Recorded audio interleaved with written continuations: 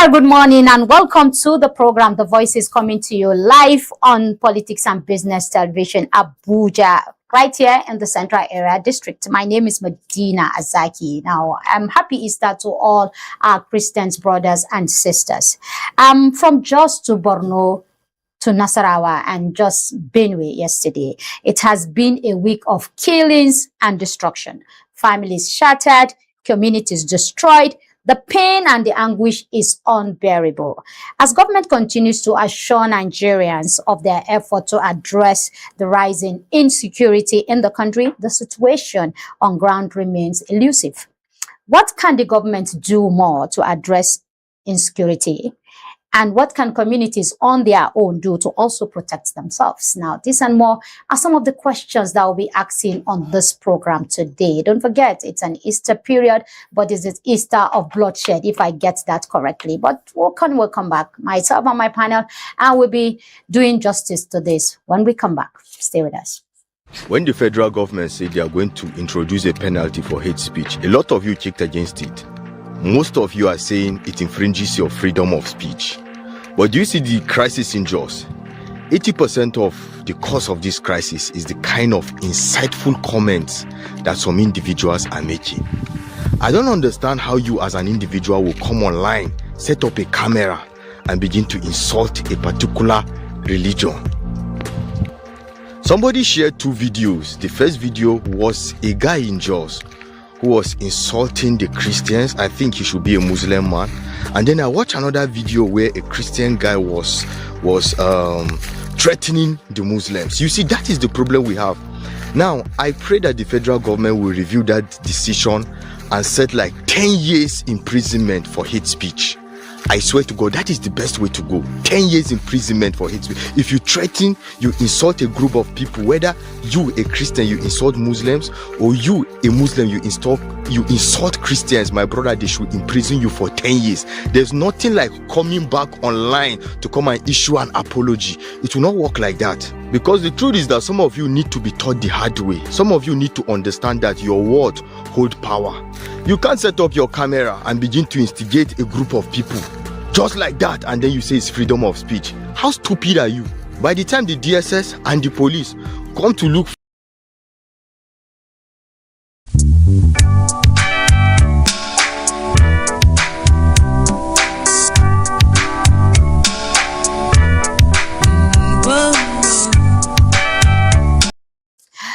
All right, welcome back.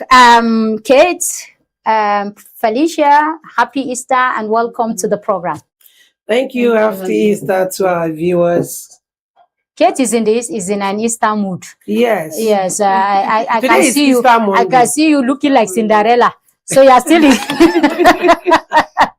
We are celebrating. So to us Catholics, we celebrate Easter Monday very well. Okay. We go for Mass, and it's a day we marked. Don't tell me I brought you out of Mass. Yes, but I went for morning Mass before coming here. Okay. Yes. So there's more celebration for us after this program. Yes, so there is. Okay. All right. So ladies, it's been an Easter of bloodshed, if I'm going to put it that way. So unfortunate that this circle of killing, remains unabated. It is the same thing over and over and over again. But you are from Jos. I don't know what you have heard, but what exactly happened? We heard that some marksmen came into the Rukuba community, started shooting their target. They just went straight to the people they came for. All of those stories. What exactly did you hear? Okay, so Rukuba is not a Rukuba. It's called Angwan Rukuba. Okay. Angwan Rukuba is where every Nigerian stays. It's a settlement that... It's a cosmopolitan. Yes, and then so what I can say about this attack is that whoever planned this, he orchestrated it very well. Because there are places where you will hit, people will just come out and say, yes. You go to them and say, no, sorry, we really don't know unknown gunmen. But Angwan Rukuba is one area that have youth that are always vigilant. And as I've read in one of their messages, I've seen a video where they said, they were all running. I lost someone to this crisis that same day. He was in his room. because I called my friend that is a blood brother, same father with. She said he was in the room with his family when he heard the gunshot. So he ran out to know what was happening. And then he saw it was actually the Kaya killers, or we call them bandits, we call them terrorists. So I don't know, but to me, I will name them Kaya killers, because whoever came to drop them at Angon Rukuba was trying to incite crisis in Jos. Because Angon Rukuba is a place where it's not, they are educated, yes, but there are people that are not educated. It's just a place where our brothers are there, uneducated, educated ones that can't not hear when you say no, this is not it. So when you hit them, you know you are hitting a crisis zone, because they cannot just sit and listen to whatever narrative you're trying to give it. This is a target. This is to some extent is a 98% Christian dominated area. So hitting Angon Rukuba was a target for crisis, because as a Christian, I felt you went to hit me to see what I can do.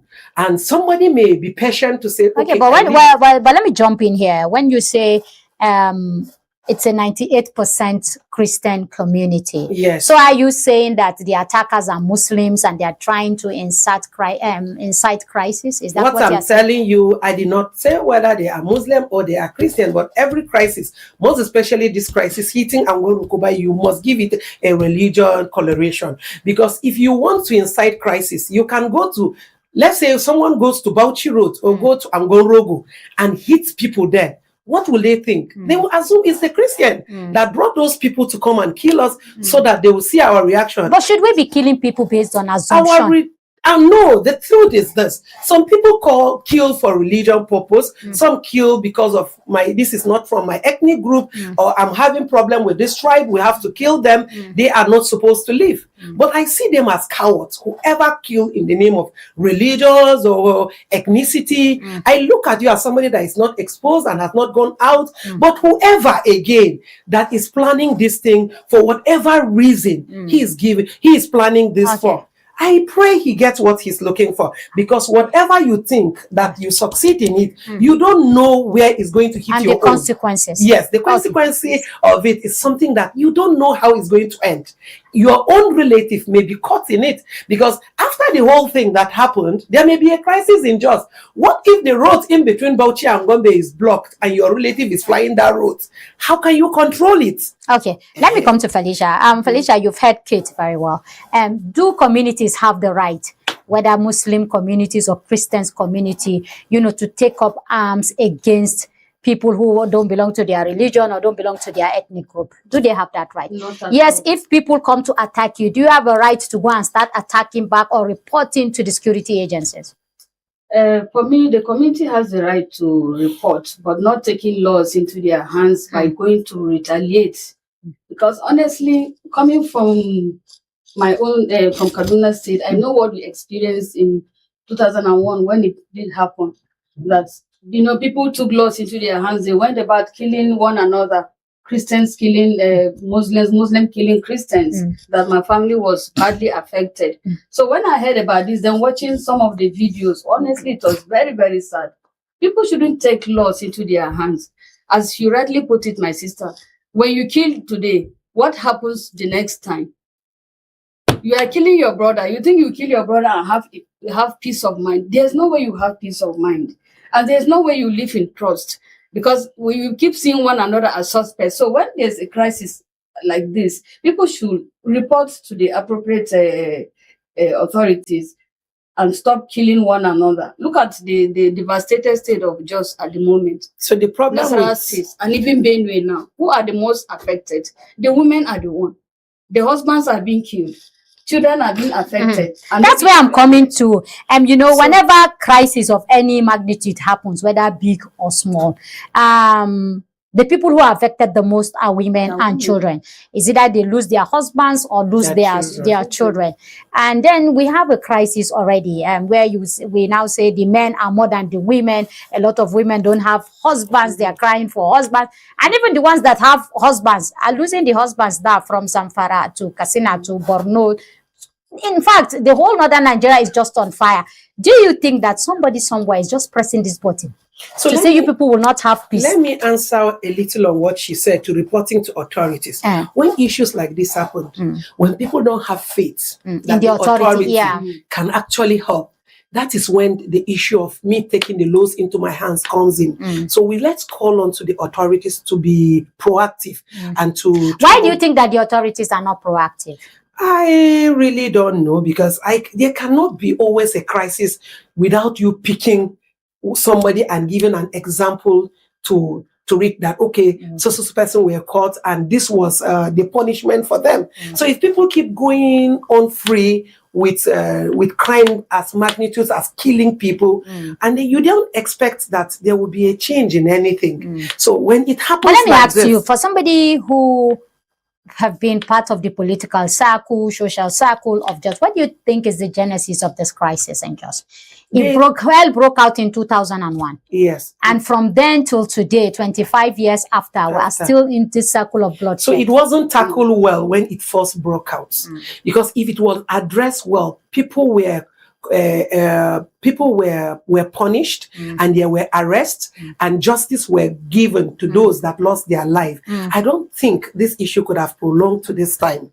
So when there is issues like this, government needs to set up a lot of panel. Don't just sit in your offices sending people to judge, there was a panel of inquiries. People just go sit in a hotel, make their money, come back, and there's nothing.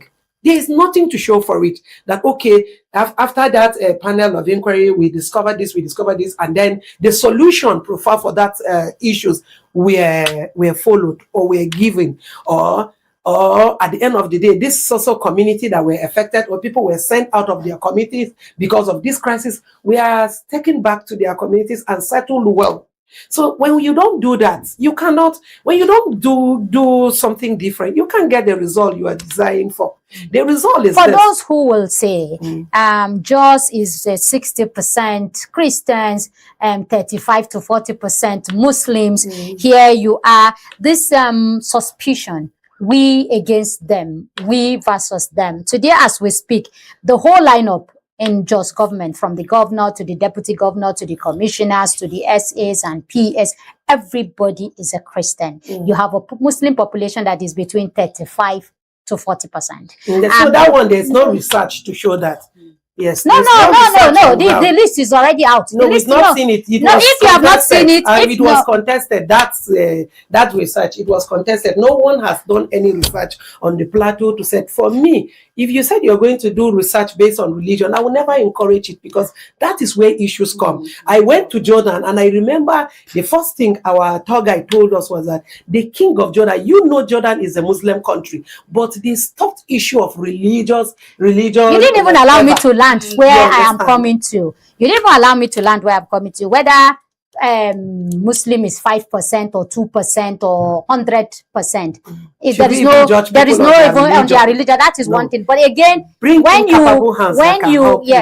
you as a government, all your employees or your appointees are just one-sided, and then you begin to create a suspicion of we versus them. And that is where this whole, narrative of religion started coming up. When we never used religion as appointment or employment, I mean, we never had this crisis. Didn't we? Yes. Yeah. So at what point, because the politicians are the one who are exploiting this, what do you call it?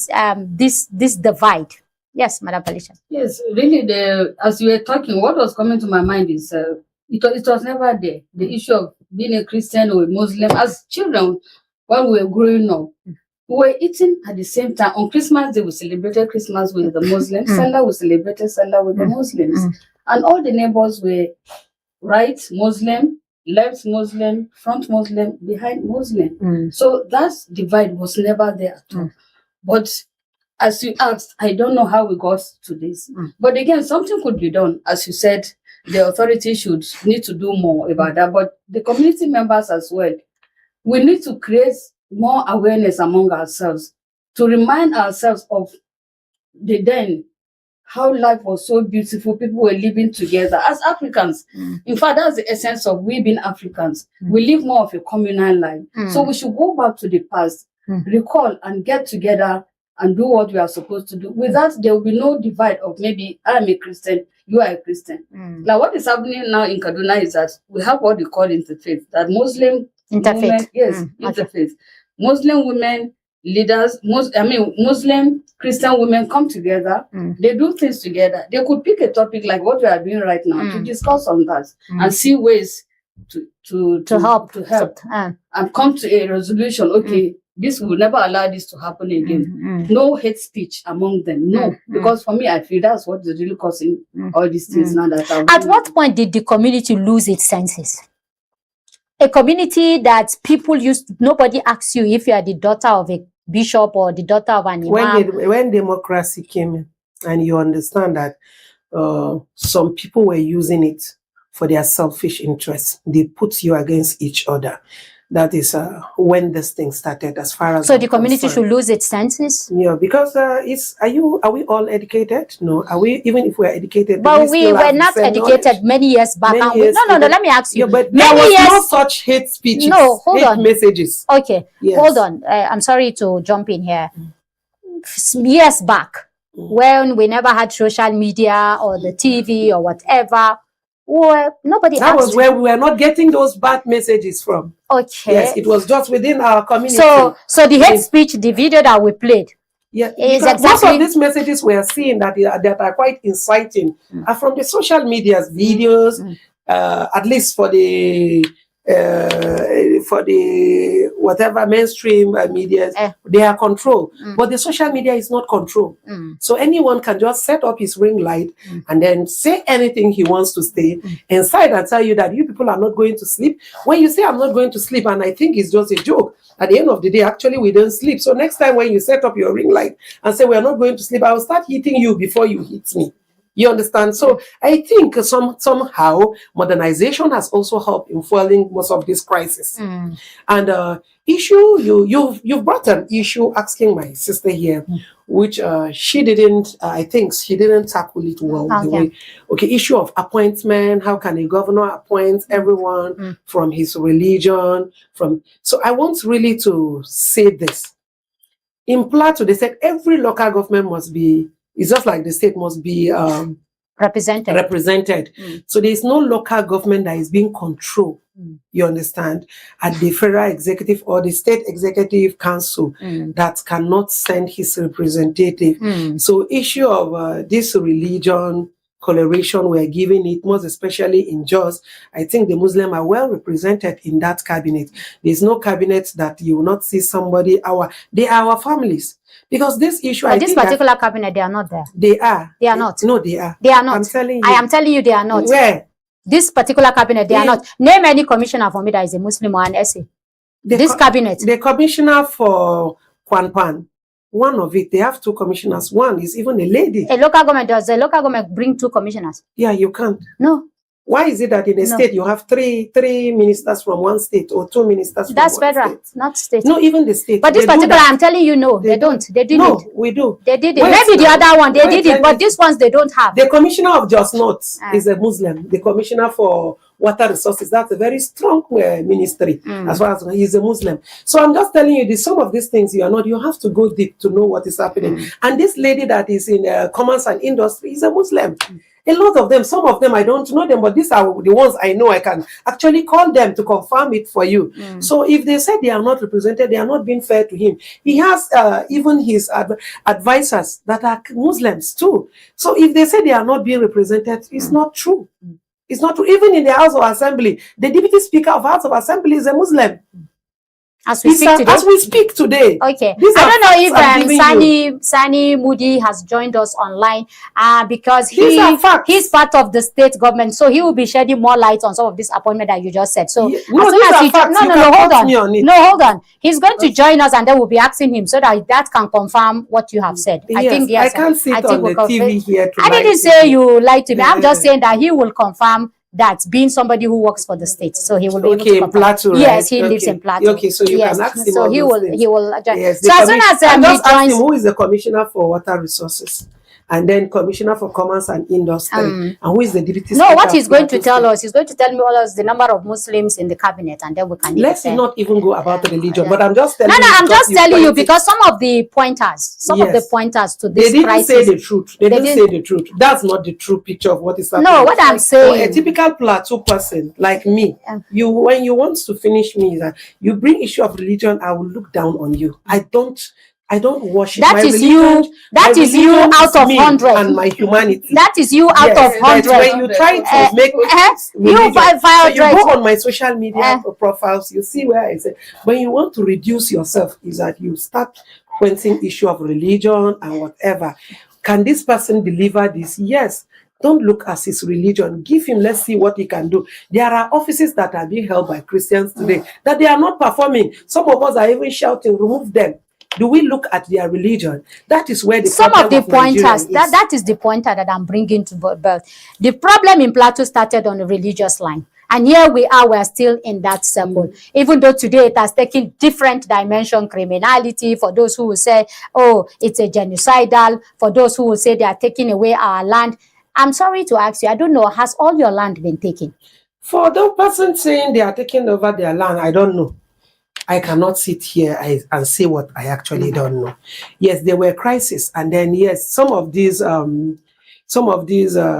killers, they say killer or non-gunmen, they actually go to a community, they kill them. After killing them, then they set their animals on the field. You understand? In some of these communities, but picking lands, and I still go to Jos every time. I still go to my village.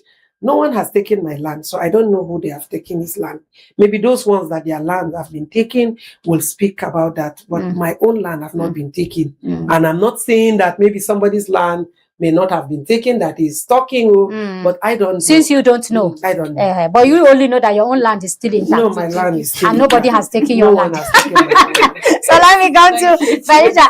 Felicia, has your land been taken? No. Your land is still there. It's still intact. But let me ask you, Kaduna also was part of this, boiling point issue. But of recent, we have seen some kind of calm. Is it a graveyard piece? To some extent, yes, it is. Yes, but as I told, do you know what peace at the graveyard means? Do you know what exactly it means? It means that problem is brewing, but they are only saying let's go for the Yeah, but is that what you are having, or is there an effort, a deliberate effort to putting peace in place? There is, as I earlier mentioned, that we have what we call interfaith. And honestly speaking, it has come to stay in Kaduna State. Okay, but let me just on this point of interfaith. I was traveling to Kaduna sometimes in November last year. And they were going for this campaign. I think it was the governor's campaign. Was it a program that they were doing? And I saw 3 coastal buses. In that coastal bus, I saw people from your place with women in hijab. In fact, some are lapping each other. You do know, for me, I was like, is it not the same people who say religion is killing them, tribe is killing? Because in that bus, you have Hausa, you have Fulani, you have Southern Kaduna, every tribe that you can think. And then you see a Christian lapping somebody with hijab, or somebody with hijab lapping, a Christian, because the buses are filled to the brim. And when I looked at them, I said, whoever will go and stoke, fire in this kind of places must be a very heartless and mad person, to do that. Because the kind of love and cooperation these women showed, in fact, despite the fact that they have to be cramped up in a bus and they have to lap, each other to go for a political program, where at the end of the day, they will be giving maybe a 5,000 or a 10,000 or a 20,000. And so that brings me back to the interfaith. I hope that those women in those buses are the ones who are, consciously and deliberately, preaching this peace. That is one. 2, there's a woman somewhere in ABU. She sells cocoa and kose. It's a very familiar joint. I don't want to start saying it here. But let me shock you. The woman is a Christian. Her daughter is a Muslim. In fact, her daughter wears her hijab up to, the ground. And the husband, who is a Christian, is the one in charge of the kose. And the lady is in charge of, the cocoa. Okay. The cocoa, then they both collect. There's a POS number then the women that are working for her, the ones that are peeling the yam, washing the beans, they are a mixture of, in fact, all of them are even Muslims. Let me just shock you. All the women that are working for her, I think it is only her and her husband that are Muslim in that, so Christians in that and place. Fight religion in that place if we are mixed like that. Yeah. So you see, part of problem of Jos was this. When issues start like this, you kill people in your area. And so the Christian feel we are not safe here. We are leaving this community. Let me go to where I'm safe. The Muslim too feel this area is not safe for me. If there's anything, I will be killed. So Jos now is sharply divided between religion line. So where the settlements, you understand? So it's something that needs to be worked upon and looked into. The only place do you think that today's politicians are ready to work for peace? Are we not the poor people that are killing ourselves? Let's give ourselves some sense. Don't look at the politician. The politician is highly placed. There has never been crisis in Rayfield. And there will never be any crisis because the Christians and Muslims are there. So let's learn ourselves some brain and look at what is happening. Why is it that crisis cannot enter Rayfield? It's because there are Christians, there are Muslims. Today, even in Locust, in Jos, there are Christians, there are Muslims there. Have you ever heard of any crisis or any attack in these two places? So it's only the poor places. It is the poor places where you think, no, I'm a champion. Let me be in charge of my people here. They will come and worship me. And then you look at them living in abject poverty around you. So even when the big men are there, the people worship them that lives with them. So why can't we borrow ourselves some sense? Okay. This issue always is not. There has never been a crisis that you hear a big man being killed or his family killed in this crisis. It's always the masses, always a poor person, always a passerby, someone just traveling on the road and can just be hit by this crisis. How can't we reason and sit down, think, give ourselves some advice and say, the poverty that is killing us, let's fight this poverty. The war, as I always say, go on my social, I say the war is against poverty. It's not against one another. I cannot kill you. Meanwhile, I'm hungry. I come back, sit down with a conscience of somebody's blood being on my hands, and then my stomach is still not heavy. I'm still struggling to pay my children's school fees, still struggling to see how I can pay my house rent, still struggling that people are even giving me a quick notice to vacate the house because you don't know where to go. You carry it on and put it on the road, and you think these same people will come back and tell you what you did was right. When the time comes that they need something from you, they need your endorsement, they need your vote. After the voting, will you see them again? Now everything is working. Everyone has turned to be giving empowerment, doing one or two things, because there is an election next year. After the election, give them 1 year, you won't see them. They won't do anything till when they know another election is coming. I'm a politician, but if you think that my relationship with you is you are one of the problem. No, I'm not the problem, because if I'm the problem, I cannot be speaking like this. If you know I'm a problem, when I come to you, run away. When I come begging you for vote, don't give me. If I've not been part of your life, if you cannot call me, I pick. It's only during election that I pick your call. Then you should know that we are the problem of this country. Why must we always run away from them? But when the time comes, I will send you some messages. You'll see them saying, in this place, no, a Christian can never rule us. No, this is our own this thing. Or a Muslim, who is a Muslim that you give him this position? So no matter how corrupt, no matter how bad a person is, because of his religion, you push him. When he goes, he forgets about you. What of the Muslim? What of the Muslim that will go and make something, remember you because he has a conscience? Let's look for people with good conscience, not all these politicians that can just rob us our vote and then go and forget. Okay, get to the politician. It's good you are defending your people and speaking for them. There are good ones and there are bad ones. Okay, at this point, we'll take a short break, and when we return, we'll see if Sani Moody will be able to join us from Jos and give us an update of what exactly the security situation is. That will be after the break. Stay with us.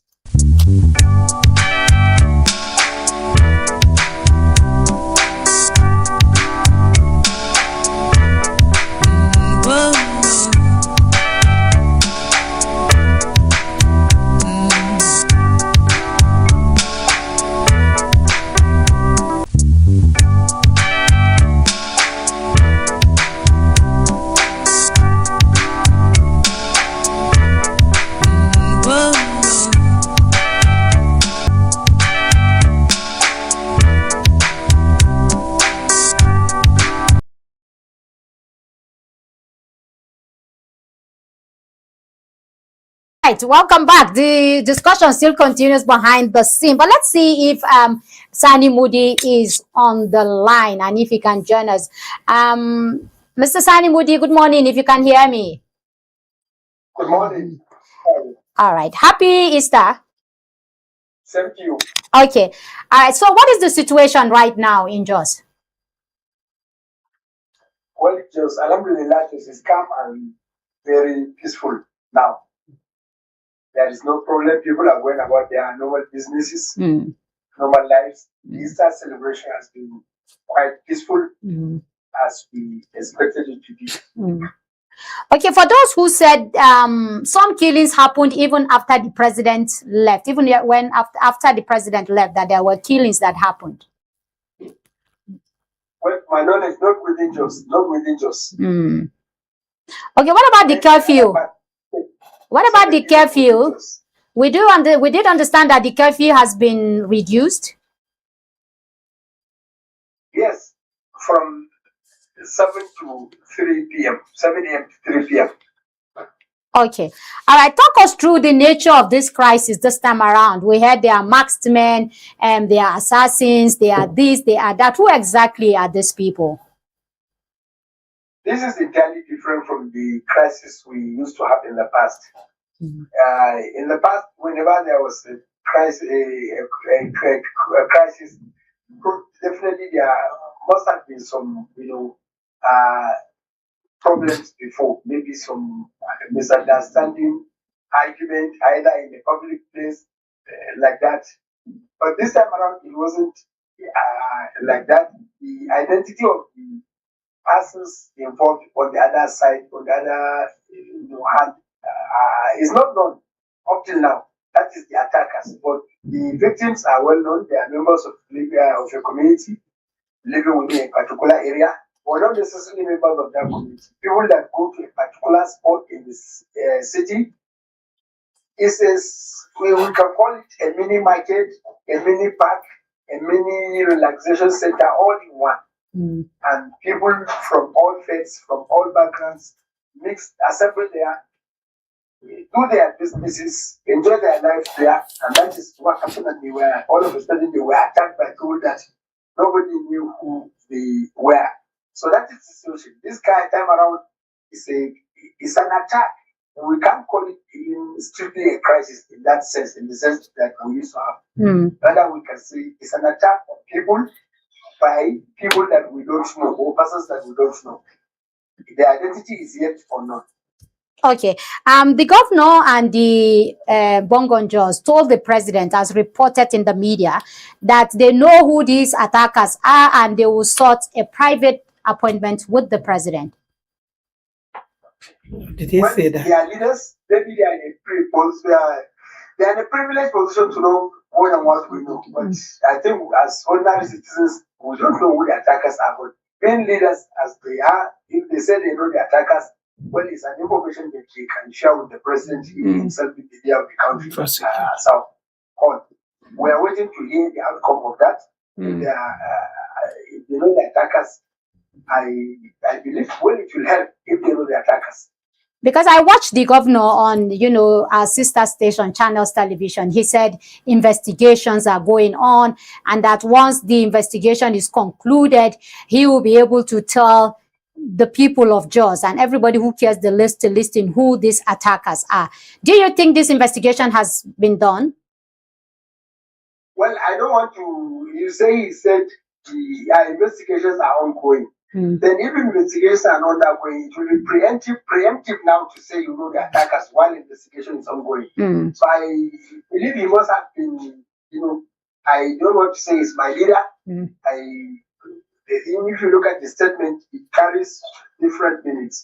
Once investigation is ongoing, that is by the relevant authorities, the agencies, because they are once with the task, the responsibility to carry out investigations. If they do that, at the end of which they will now come out with their report, which of course it will not be made public. It is for those concerned that will know. The governor, the president, and all those that are responsible will obviously know. And I think we have to wait for that to happen before we conclude who they are. And whatever it is, whoever they are, as I said, this particular incident is different from the ones that we've experienced in the past. And I think the approach must also differ. This time around, why did you say it is different? Why did you say it is different? What makes it different? People in Jos, what we are used to is a conflict between people. It arises either, it happens either in the market, in other places, public places, as a result of insurrections. And there are alarms, there are early warning signal signs before things happen like that. It hardly happens, this kind of instantaneous, things like that. It hardly goes like that. We've been living in peace for quite some time. We've not had any problems for quite some time. And the fact that this one came to everybody as a surprise. Nobody expected it. Nobody expected it. So I think it's quite preemptive of the investigation by the security agencies for everybody to say he knows who the attackers are. If you know the attackers, then what is the cause of the attack? What is the motive? You should also know the motive of the attackers. So I think we have to wait until the security agencies conclude their investigations. Has it sparked any interreligious crisis so far?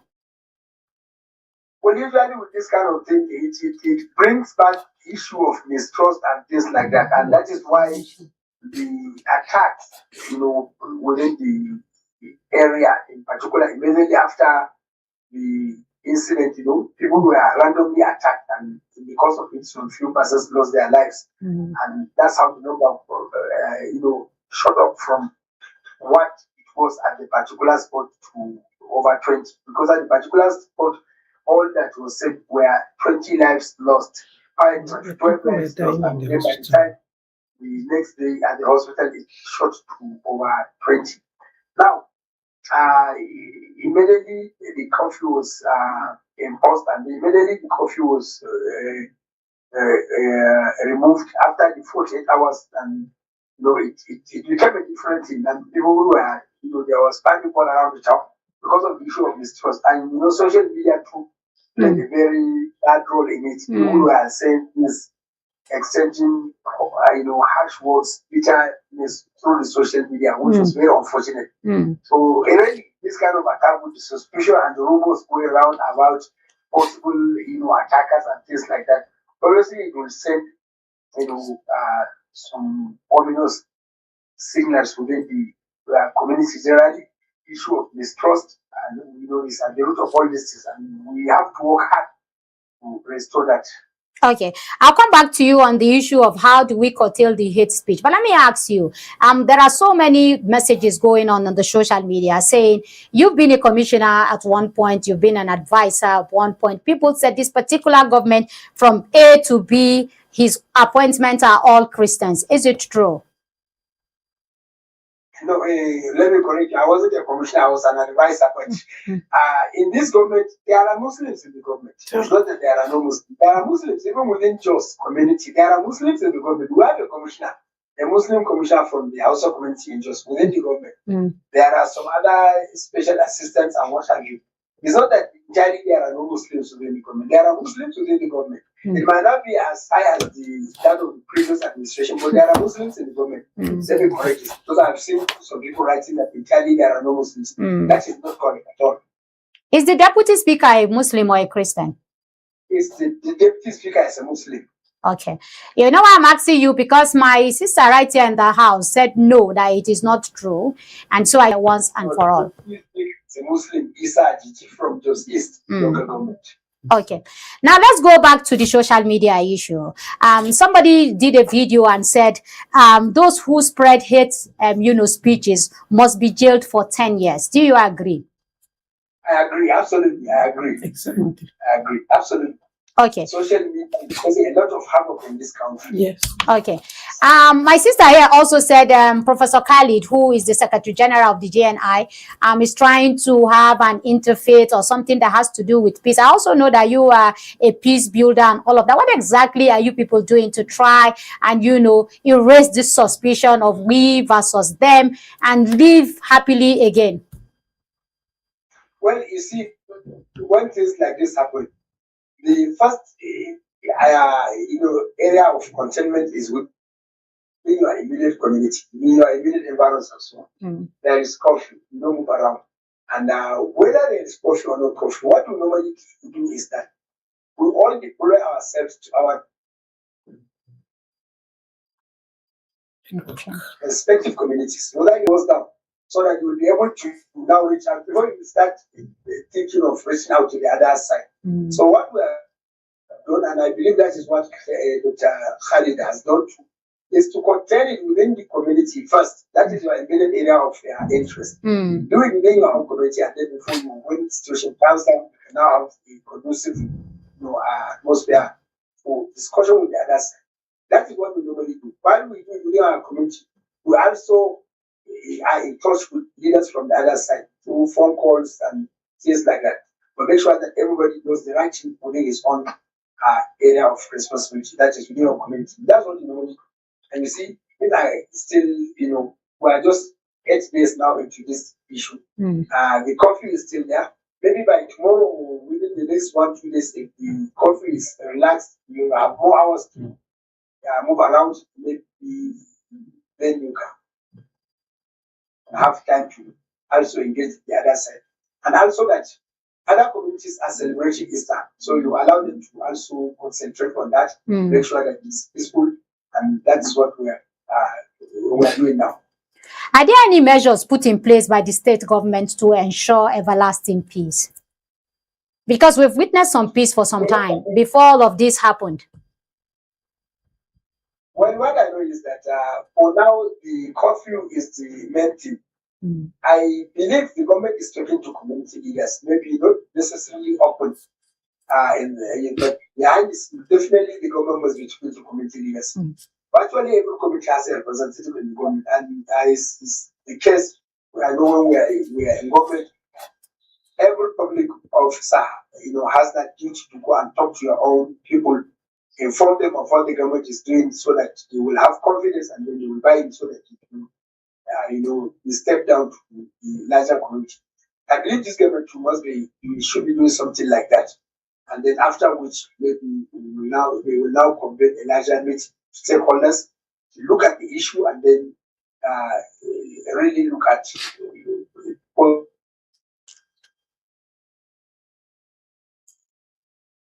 All right, Mr. Sani Mudi, can you still hear me? Yes, network. Okay, we seem to be having some network glitch, but I hope he joins us back. Now, ladies, you have listened to what he said. The crisis is not the one they used to know. It's about people who just came, like you said earlier, somebody just came and instigated the crisis. But it has also brought out the issue of trust and then the fragile. Yeah, the fragile peace. Okay.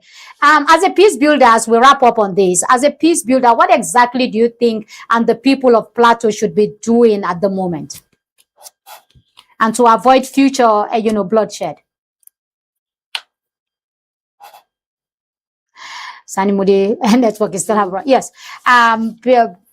This man spoke very well, and he spoke the real truth, nothing but the truth of what is happening on ground. And he seems quite knowledgeable on what is happening in Plateau State. He's from Plateau. Yes, I know him. Okay. Yes, I know him. Okay. So what I'm saying is that there are people that will come and sit down and just see what their mind feel like saying. But this man really. And that is why on this TV channel, we are very, very objective. We bring people who will not come and cause problem. Because I was the one who brought the issue of lopsided appointment, and you cleared it here, and somebody else came to reinforce that. So that is exactly what I'm saying is that even me, who is not informed, who just saw something on the media, I've been educated from you and from him, and that is our responsibility as a journalist.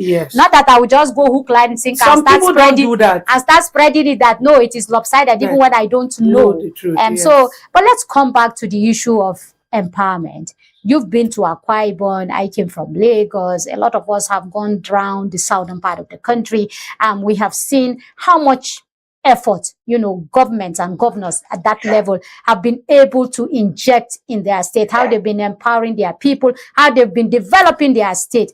You come down to this place, it is all about killings, destruction, poverty, illiteracy, and all of that. Aren't we even ashamed of ourselves as Northerners? Because all of us here are Northerners. Yeah. So when I saw people writing that some of us actually the leaders we have really suit us. It's actually true. Let's borrow Suit us how? the leaders we have.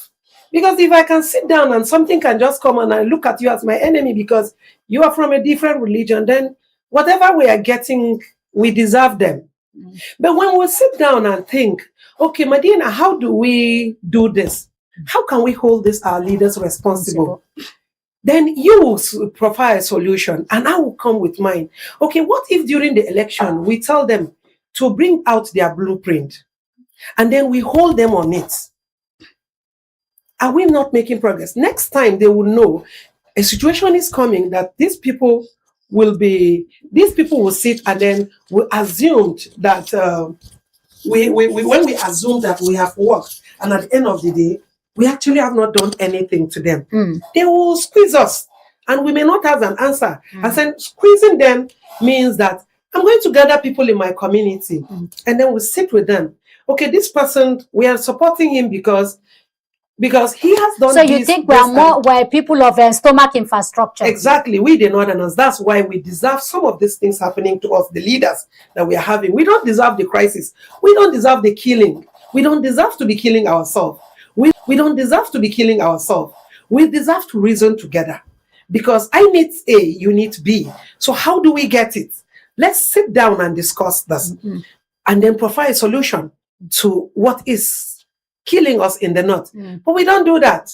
It's immediately there is an attack somewhere. Oh, they know the Muslims are attacking us. They brought this crisis. The Christians are the one. They just killed somebody. Even when someone was not killed, you will see it on social media, giving it, and then you don't sit down to say, okay, why should this person kill? This killing took place in this place. Were there no leaders there? Those of us condemning it. I said to myself, if within my community, there is a killing, it means I've also failed. Because if I cannot sit down with my people and tell them that, okay, this has happened, give me the opportunity, let me see how I can follow this to a logical conclusion, then it means I'm also part of the people fueling it, then coming out to pretend that no, this is it. If we stop giving it a lip service and then work for the peace that we truly deserve, this thing will reduce. Okay. Let's not just use our social media and to promote hate, to promote destruction and destruction, and then sit down to watch when you know you have a Medina that is a Muslim around you, then you speak with her because you think she'll buy into what you are saying. Meanwhile, deep inside you, you know you are supporting it. Because your people are the majority in this place. So when it starts, they can actually cause harm to the other people. What benefit is it to you that somebody's life was taken by someone? Not that when I saw that woman's case, that woman holding the dead body of her son, I said, I didn't get myself till after 3 days. I was like, I came out road, please stop sharing some of. If you share anything that I don't like, all these graphic pictures that you're not supposed to see. Some of us are not that strong-minded to watch these things. I unfriend you immediately because I don't think you're like supporting, and then you are. We're going to come to this social media and the government's failure, to protect it, to arrest it before it went how. But let me come to Madam Felicia. How easy is it for people to work for peace? Because sometimes it's just lip service. Exactly. Like you said, we can all come here and say, oh, we condemn it, we do this, we do that. But when we go to our various corners, we'll now sponsor them. We say, don't mind them. They will just come here and speak English. Deal with them. You are the majority or we're the minority. How easy is it for people, to make peace, to accept the fact that killing and destruction takes nobody anywhere? The only easiest way for me is that, in the first place, we should look beyond religion. We should look beyond religion and see how that. But why are we always blaming religion? Because no religion has said kill anybody. Yes, I'm coming. Why are we always blaming religion? That's what I have the two. Okay. Islam preaches peace. Christianity preaches peace. So people should, even traditional worshippers they speak peace. Because even if someone does something wrong, they take the person to the shrine and punish the person. Let's tell ourselves the truth. Let's tell ourselves the truth. Those religions preaches peace. I should see you as my own sister. You are an image of God. Allah created each and one of us. So we should see ourselves as sisters, as brothers. If we're able to do that deep within us, then there will be no need of us killing one another or having that thought of being an enemy to this or being an enemy to Okay. So, I Medina, don't know. I don't know if I'm coming there. I'll pause you. Is Sani's on the line? Sani Moody is still on the line? Sani Moody, can you hear us? Yeah. Okay.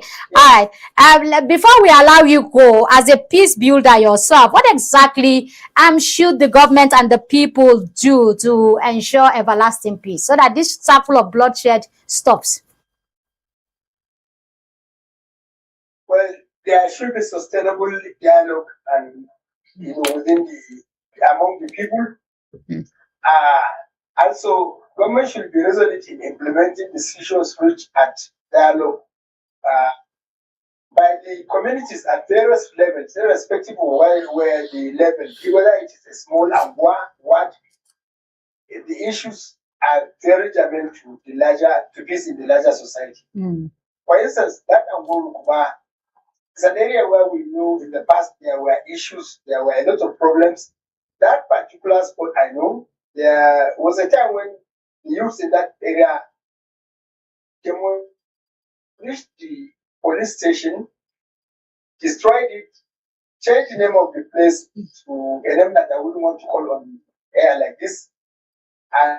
And I know one of the organizations in which I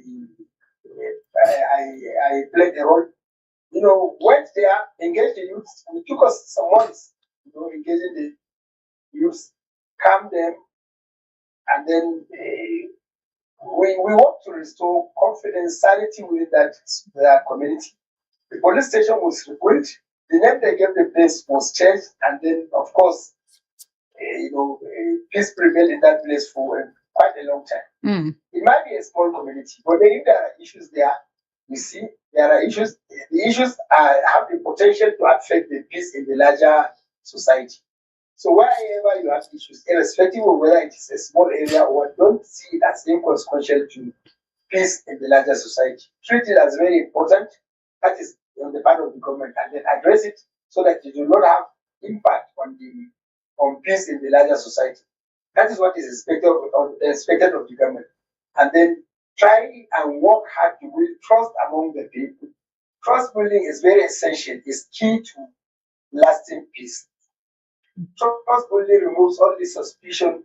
When there are rumors, it won't work because the trust has been planted, it's there, then it will address the issue of rumors. These things too have been on the decline in the recent, in the past few years. Maybe the approach of the present government to truth building differs from that of the previous administration. And I think government is continue. You have to look at it that way, and then, of course, if there are cases you will just file and look at from what previous office holders have done, whether it's the right thing or not, don't hesitate to do it so that you have a robust system in place that will take care of any unforeseen circumstances. That's what is expected of them. Government should also always be proactive. Community leaders also should always be proactive. Okay. All right. Finally, Sani Moody, finally, for those who said there's an international dimension into this crisis, do you agree? Who wants to destabilize Nigeria and decide to use JOS as a template? I cannot rule that out entirely, because if you see how foreign media are quick to jump into it, and if you look at the foreign interests that are coming into it, it is very unfortunate. So one cannot rule that out entirely. Okay. All right, Sani Moody, we thank you very much for being part of the program this morning. Sani Moody was a one-time advisor to the state governor. He's a one-time spokesperson for the Jamaatul Nasrul Islam Plateau State. Many thanks for your time, sir. Thank you very much. All right. Okay. So he talked about sustainable dialogue. He talked about building trust. He talked about continuous, effort. Do you think, as we speak, especially trust, do you think it's easy to instill trust among the people as we speak today with a crisis that has gone on for 25 years and still counting? It's very easy if we're willing to. Are we willing to? That's what the government needs to answer, because it's not about us. The government should put some measures in place and then involve the right people. People like Sani Moody, that has that background and then knows what just used to be and what's important the peace building is all about. So if government are willing to do this, then they should do the right thing, get justice for those that were unlawfully killed, and bring those people to book. Make sure you have some 1 or 2 arrests. It will build confidence in the people that, okay, when there is an issue, we will report or we'll sit back to see what the government will do for us. There was a crisis in Jos, as you rightly mentioned, and I learned that someone was caught yesterday. Some 2 were killed and someone was caught. So that person, you don't need to be in a rush that tomorrow we hear that he was killed. I think somehow how Boko Haram escalated, based on my own understanding, was the killing of their leader. Why Mohammed Yusuf was killed, and then what really went wrong that man was killed. Because if soldiers said we arrested him and then we handed him over to the police, and at the end of the day, police could not account for it. We just heard that he was killed. Who killed him and why was he killed? So if this man was alive and then you get more information and why he was doing what he was doing and who were his sponsors, then maybe we wouldn't have gotten to where we are today, because he could have been the only person that if you radicalize him and then you get him educated and then you give him reason to stop whatever he was doing, it could have just been a channel for him to communicate to his followers. And this thing couldn't have gotten to where it is. Same thing applies to what is happening in Jos. Make some arrests and know why these things. Let them just not be always an unknown government. As we will say, I was telling, every day government will tell you we'll bring them to book. Which book? The book have not full. Because every day you say we'll bring them to book. I believe the book should have been more. Okay, for those who say there's an international dimension to it, and we all know that when there's an international dimension, it means there are so much resources in this area, because the international community will not come and fight your cause if there is nothing to take back. How much are we aware of this danger that if they put us to fight among ourselves, our resources will pay for that? So that's one thing when I say, you see, opposition in Nigeria is somehow madness.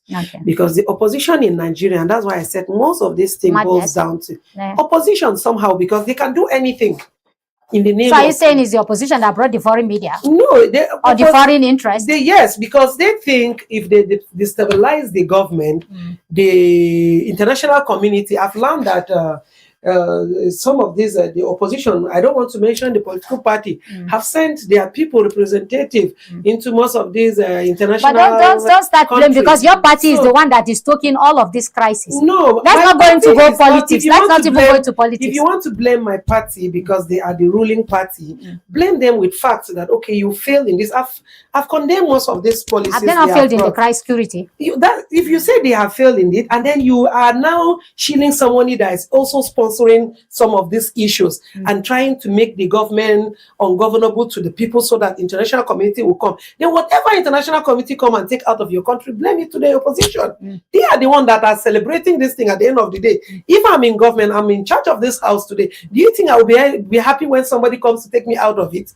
No, someone that thinks he is supposed to be here and then he didn't get that position, he will be the one that will be very happy that at the end of the day, we don't get it all. That's Nigeria mentality for you. So what I'm saying is that I don't want to cover anybody. I don't want to cover my party that they have done right. But let me ask you, Kate, sincerely, has your party failed? My party has not failed. In terms of security? Failure, no. In issue of this, insecurity has been there even before they came on board. And they escalated it. They escalated it? No. Has it been escalated more than what it was before? What we were seeing in Kaduna was a daily basic attack, killing people every day. And then my government came. Should I condemn Obasani for the peace building for the trust he's building between the Muslim and the Christian in southern Kaduna because he is an APC governor? No. So I cannot say my government has failed. And even in the plateau, there are measures that my government has taken in place. Just like my big brother or my father, Sani Moody, said, that when in 2015, I think there was relatively peace on the plateau when APC government came. And with what we are even seeing now, the day this attack happened, the governor immediately put a curfew. If he had not declared that curfew, this thing could have escalated more than what you are seeing. And he rushed to But that's his responsibility, isn't it? Some people don't do that. Crisis. We know, I don't want to call names. We know government that were like, sit down and say, let them go and kill themselves. If they think they hold just, let them do it. We don't want to just start mentioning names. So this man also tried in his own little way. He went there himself. It has never been like that before. In the heat of more than 40 people being killed, this governor went there. I saw when some of this media were condemning that why will he enter an armor tank, go to the scene. Do we know who those attackers are? Do we know their aim and their motive? So should he has gone there and then maybe that attack took place so that the governor will go there and he will be killed? And you know it could have been more than what you think. It could have been something that no security agents can control it because it will spread across all the 17 local government in Jos.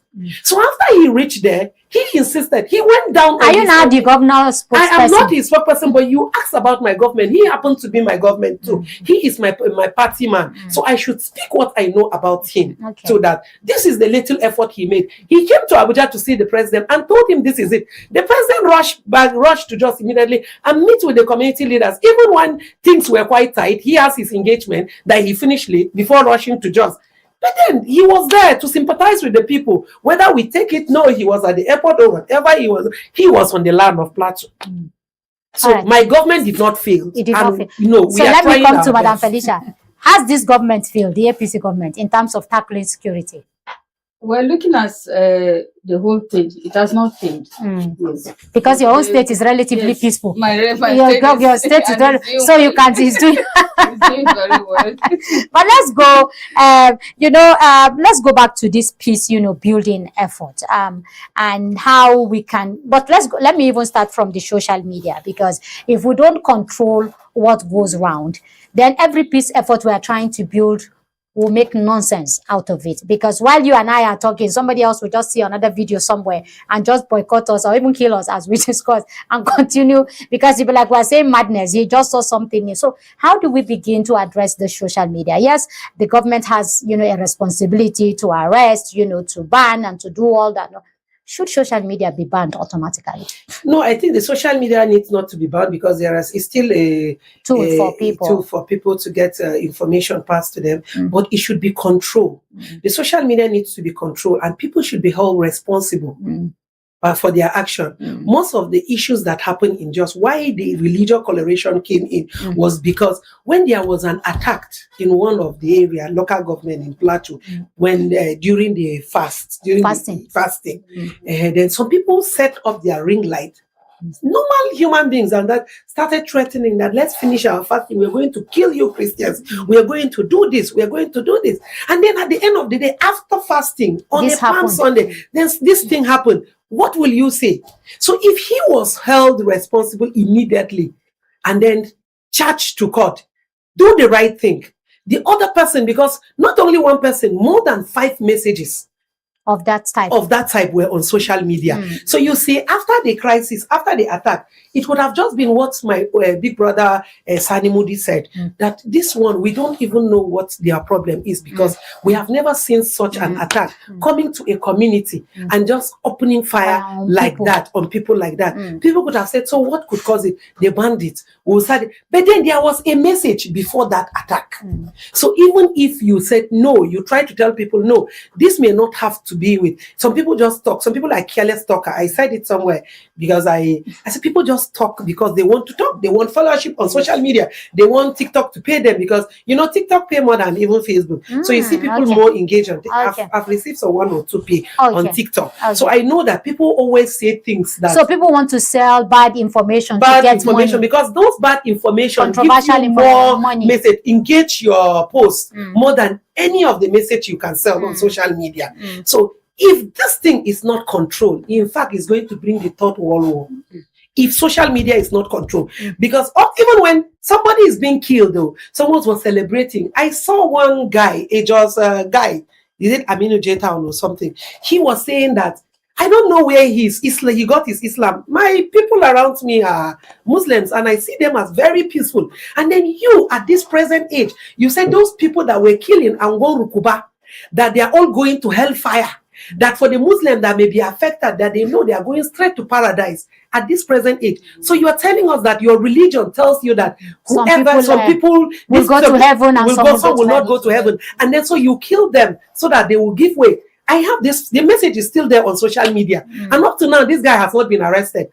You understand? So tomorrow, these people that their relative were involved, you think they will ever forget that with such messages still going on the social media. So government needs to be proactive. These are crisis merchants. These are people that are causing most of this problem. You don't need to look anywhere. Look at those people selling this kind of hate messages for their content, whatever reason. Ask them, what is the reason? What are your main purpose for sharing such messages on social media? I was affected, but I didn't come out to say that you killed such a person because of that. All Muslims are bad people. No, I know that whoever has killed him doesn't even know what he was doing, because they said he came out innocently asking questions, whether he was asking the murderers, the hire killers that came, asking them. So he didn't know. He said, Baba, what is happening? Is it because at first they thought it was NDLA that usually comes to raid the war marks. They usually come to raid the community, but they don't come late. NDLA, they don't come late. They can come in the evening, maybe trying, and they always go to their target. So when he came out, he was asking, not knowing that that's how they shoot him straight to the heart, and he was killed. You understand? So you cannot say, because I have a Muslim immediately in my committee, and I think that area was... But didn't we encourage this lawlessness? Because Sani Moody just said that particular community, a police station was burnt. And it took them and some other people... But there was police station there now. What I'm asking... I'm asking, I'm talking about the lawlessness, that if youth can burn a police station, when they don't have government, that's what I'm saying. That's what I'm coming to. Confidence in yes. How did we get to this level of lawlessness that we have lost complete trust in our security agencies? Yes, Because it's not the first time that police station is being burnt in a community. Once a crisis happens, the first thing people do is to burn police station, kill the policemen. Even the soldiers today are not even free from that. If they are in isolation, they'll get killed. How did we get to this lawlessness that as a people we don't even see? Because you talked about people losing trust in security agencies, and that is why people took laws into their hands. But the security agencies are also paying for it. You bomb police station, you kill a policeman who has 5-6 children somewhere. His crime is only him being posted to your community to serve. The truth is this, Medina, the truth is this, Hadia. If people will reason well, some of these people wearing uniform, they are just there because of hunger. Yes, you see some of these soldiers. Why is it that there's no work? Oh, they wouldn't have done it. They couldn't have done it because of you. Do you think I will go and wear uniform and get killed? A captain was killed in Jos, in Wase local government this last month. Soldiers were killed. We don't make. So I want also even to play on Colonels and brigadiers are killed in my state. My friend was killed, a lieutenant colonel. I know, with a young wife, young kids. You understand? So that thing is still there. So why will we always kill these people? We need to educate them. They are not your enemies. Do you know where the mistrust came from? No. Because sometimes these bandits, these terrorists wear uniform. So it only takes the grace of God for people that are educated to tell these people it is not soldiers. They are fake soldiers. They are fake police people wearing just the uniform to disguise themselves. So people don't know. People don't know. So people think it is the police. In fact, I've argued with someone that's even educated and said, if you think police are not involved, but soldiers are not involved in this, why are they always celebrating that there is crisis? I say, you think they want to leave their family in the barracks to come and stay in the bush protecting you people? If I were the government, because of most of you, I will say, okay, let me check. You always say, withdraw them. We'll withdraw them and see whether any of you can sleep for 2 days in their homes. This guy, whether we like it or not, the security agencies are trying. Without them, just will be on fire. Everywhere. We draw these guys for 2 days. And I will tell you, the loneliness and what will break out of that city cannot be controlled. So we should educate people that no, they are not our enemies. But let's even talk about don't face them. Okay. Let's even talk about the sponsors of this crisis, the crisis merchants, the people who are making, while you and I sit here to talk and speak English, somebody's already counting how His much billions. his billions or millions somewhere. So when the government say we are investigating, this investigation that they've been doing at every level, federal, state, local government, shouldn't we also focus more on the crisis merchant, the people who sponsor this crisis, either in the Plateau or Benue or Nasarawa or Borno, anywhere in Nigeria, because there are crisis merchants everywhere. And today, crisis is a big business. Big business. Insecurity is a huge business. From those who sell drugs, to, you know, make these people go haywire, to the ones who sell weapons, to those who do the recruitment, to their informant. So maybe I'm even an informant, or you are an informant. So amen. But that's exactly what is happening. So shouldn't the starting point be satellite on the crisis merchants themselves? So I remember when Buratai came out to say that, yes, when they brought out list of people that were sponsoring most of these activities. And then Buratai said, yes, we gave out information since. So when informations were there, what was it being done? Some of these people were politically strong, financially strong. So there are people that are untouchable indeed. So but then as a president, the CNC, I think you should look into it and start setting example. You understand? Let it not just be something that, okay, because this person has supported me, and then how can I start dealing or bringing out his case to the public? When you do that, you get the endorsement, and then you get the trust of more Nigerians. 70% of Nigerians are not holding any political office. Okay. 70% of Nigerians are just about 10 to 20%. Managing everyday Nigeria. Yes. Okay. Let me give 1 minute to Felicia. Felicia has always been looking at you today. It's as if you are the one. Joy, you don't have your own opinion. That's the last thing she said. I said that means they are bringing emotion into it. We should not. You know, anything that you see that, yes. And this issue of sentiment, honestly, I want to advise people should look beyond their religion and their tribe. Okay. People should just look at people and their intentions. People should look at good heart. If you are a governor today, even if your state is 100% Christian, and you know there's a Muslim you can bring that is going to set something that will benefit bring him on board, and then the people will celebrate you. Okay. Same also apply to Christian, to a Muslim state. Yeah. Wherever you are, you think this person, don't look at his religion, look at what he can actually offer. And the fact that he's a human being. He's a human being. And that's why I kept saying, I said, no, our religion should come second. The humanity in us should be our number one priority. Should be our religion. You ask me, which religion are you? I've met someone, a friend, and he was like, are you sure you're from the north? I said, yes, proudly from the north. And someone was there and said, Kate, no, Plateau is not north. Plateau is a middle belt. I said, there's no middleman on the map of Nigeria. And I know I'm from the north central. So there's north before the central. So I'm from them. There are northeast, north central, northwest, and then southeast and whatever. So I'm from the north. I'm a northerner. And be proud of it. Don't look at that word as something that you think you cannot identify with it, because you think that place comes with poverty, comes with crisis, comes with so many things. It has to start with you. Love your neighbor as yourself. Love whoever you come in contact with as yourself. If you want to help the person because he's a human being that needs help. Don't look at his religion. Okay. Don't judge him by his All right, pride. 30 seconds. Yes, Felicia, how do we do away with sentiment? An example of the interfaith going on in Kaduna. Like, you know, I should No, don't look at her. Kaduna, that's what I'm saying. Yes, in Kaduna, don't look at her. She has said her own. We have succeeded in looking beyond religion. We see ourselves as sisters, as brothers, as neighbors, as community members.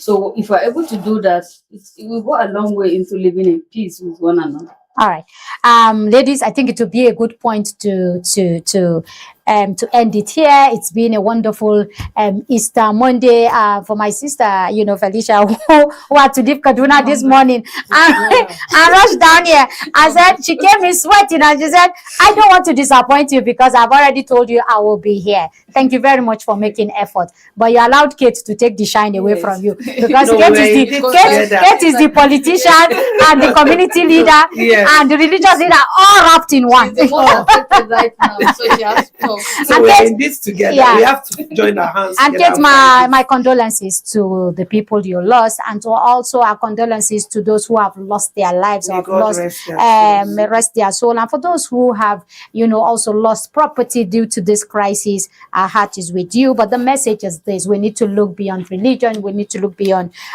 tribes, but we need to look about inward and look at our humanity.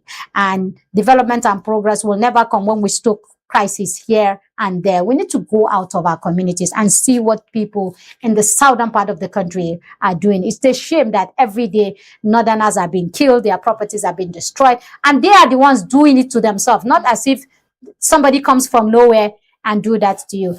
From all of us here, happy Easter, and see you tomorrow. For me, Medina.